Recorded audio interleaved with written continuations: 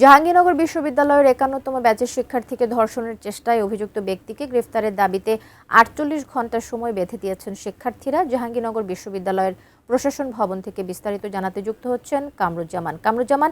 এখনকার ঠিক কি অবস্থা? সময় বেঁধে দেওয়া হয়েছে, কি রকমের ব্যবস্থা নেওয়া হচ্ছে প্রশাসনের তরফ থেকে? বিশ্ববিদ্যালয় কর্তৃপক্ষ কি বলছে এই বিষয়টিকে নিয়ে?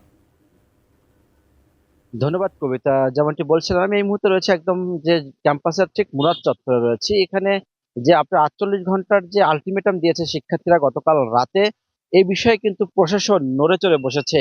এরই মধ্যে যদি আমি আপনাদেরকে একটু দেখাই যে ক্যাম্পাস কিন্তু এখন কিন্তু শান্ত, এবং এই ক্যাম্পাসে এখন শিক্ষার্থীরা তারা আগের মতোই কিন্তু তারা ক্লাস বা অন্যান্য তাদের প্রতিদিনের কার্যক্রম তারা করছে। তবে আজকে কোনো আন্দোলন নেই। তবে ৪৮ ঘন্টার মধ্যে যদি তাদের এই অভিযুক্ত যে অভিযুক্তকে যদি গ্রেপ্তার করতে না পারে পুলিশ, তাহলে আবার তাদেরকে সেই আগামী রোববার থেকে কিন্তু তারা ক্লাস বর্জন সহ অন্যান্য তাদের যে আলটিমেটাম রয়েছে এবং ৫ দফা দাবি রয়েছে তারা কিন্তু সেটি শুরু করবে বলে জানিয়েছে। তবে এই বিষয়ে আমরা পুলিশের সাথে কথা বলেছি। তারা আমাদেরকে জানিয়েছে এখন পর্যন্ত কাউকে এই বিষয়ে কিন্তু অভিযুক্তকে গ্রেপ্তার করতে পারেনি।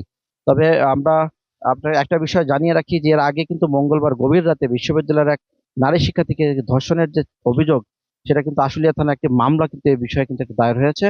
এবং এই ঘটনার কিন্তু যে ৫ দফা দাবি তারা জানিয়েছিল, যে বিক্ষোভরত শিক্ষার্থীরা অবিলম্বে তারা জানিয়েছে যে অভিযুক্ত গ্রেপ্তার, যে ক্যাম্পাসের নিরাপত্তা, এছাড়াও যে বহিরাগতদের যে প্রবেশ নিষেধ, তাছাড়া প্রশাসনের যে জবাবদিহিতা, সবকিছু মিলিয়ে কিন্তু জাহাঙ্গীরনগর বিশ্ববিদ্যালয়ের শিক্ষার্থীরা কিন্তু এখন প্রশাসনের দিকেই কিন্তু তারা আঙ্গুল তুলেছে।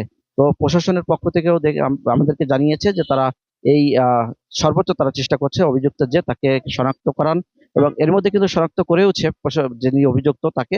এবং সবকিছু মিলিয়ে তারা কিন্তু চাপ দিচ্ছে যে থানায় যে কোনো ভাবে হোক তারা অভিযুক্তকে গ্রেপ্তার করবে বলে আমাদেরকে প্রশাসন আমাদের আশ্বাস দিয়েছে। সবকিছু মিলিয়ে এখন কিন্তু জাহাঙ্গীরনগর ক্যাম্পাস শান্ত, এবং এ বিষয়ে তারা আগামী রোববার যদি তাদের এই দাবি দেওয়া যদি না মানা হয়, তাহলে কিন্তু তারা ক্লাস বর্জন সহ অন্যান্য তারা পদক্ষেপের দাবি তারা আমাদেরকে জানিয়েছেন শিক্ষার্থীরা। তো এই ছিল সর্বশেষ আমার কাছে। ক্যাম্পাস থেকে আমরা ফিরে যাচ্ছি কবিতার কাছে। কবিতা।